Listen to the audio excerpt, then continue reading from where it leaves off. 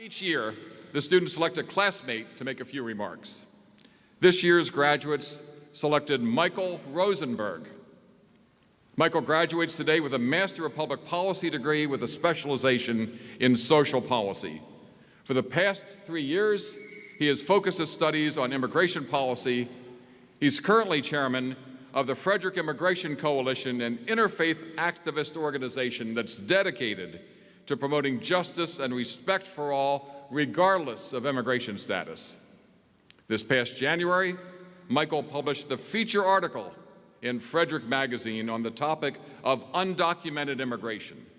After graduating, Michael will spend a month in Israel before returning to Frederick, where he will manage a pedicab company and continue to lead advocacy efforts in the community on behalf of immigration. I'm proud to present to you Michael Rosenberg.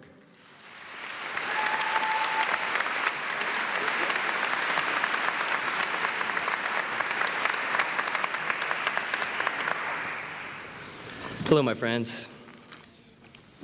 It's good to see you.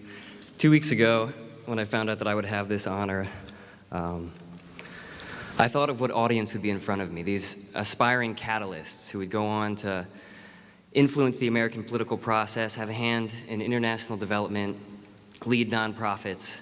And I thought, why did these people vote for me?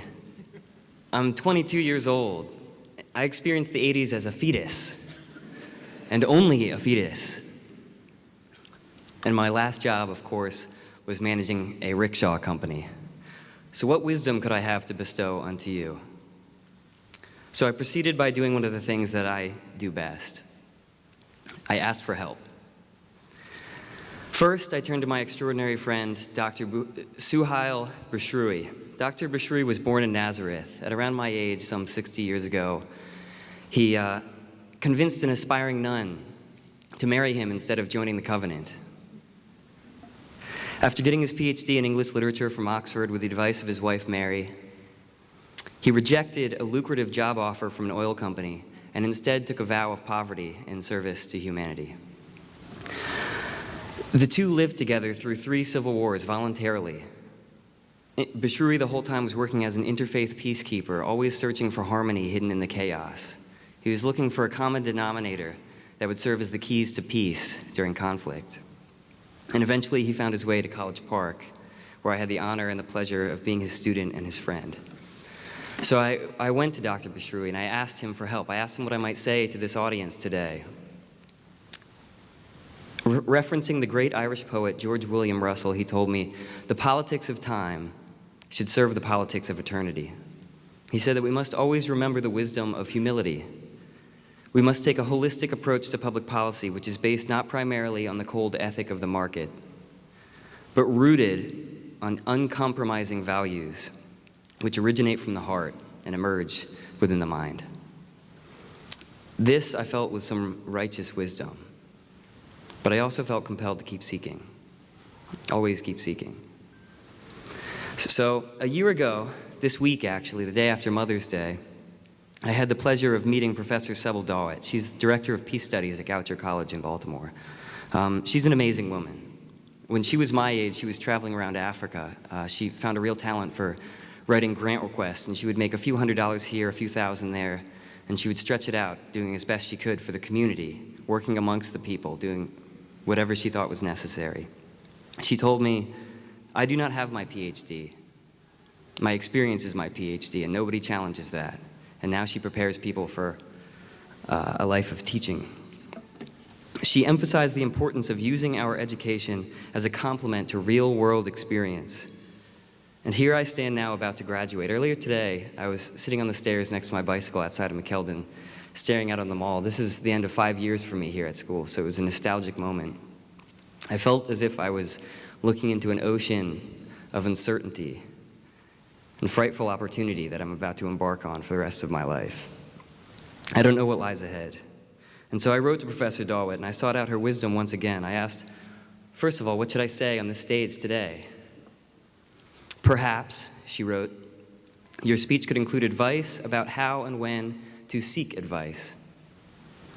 You know something about that and could speak to it well. It could include the value of conviction as the engine of good works, Remind them that there is such a thing as good works and that this is the purpose of public service. That guilt is not an adequate motivation for the magnitude of work the world needs in the coming century, and that high-impact interventions for the public good require more strategy and more expeditiousness in the future than has been brought to them in the past. My fellow graduates, once again, our human civilization seems to be ushering in a brave new world. The rise of information technology and social media is changing the way we think, changing the way we engage with one another. The sheer quantity of stories and opinions and shared experiences that we now have access to at the end of our fingertips is exponentially greater than it was just a generation ago. We now have the tools to seek advice from millions at any moment, and whether this serves as a grand distraction or a wellspring of ingenuity is ultimately up to us and how we choose to engage with these new forms of communication. You know as well as I, the immensity, complexity, and volume of challenges we face now as a society is sobering. But if we desire to be agents of change, we must remember our original and interminable codependence on our fellow human beings. This codependence, to me, is a truth which I find to be as humbling as it is inspiring. I've heard it said that wonder is not an event, it is a state of being. The same can be said for seeking help. Saturating our thinking with the wisdom of others, incorporating the sagacity of our friends and those we look up to into our lives and professional careers, these are not merely actions that we should engage in from time to time. Seeking help can be a way of life, an approach that guides the way we navigate complex problems and wrestle with life's most humbling challenges. By virtue of our education, we find ourselves in a unique position to engage the world.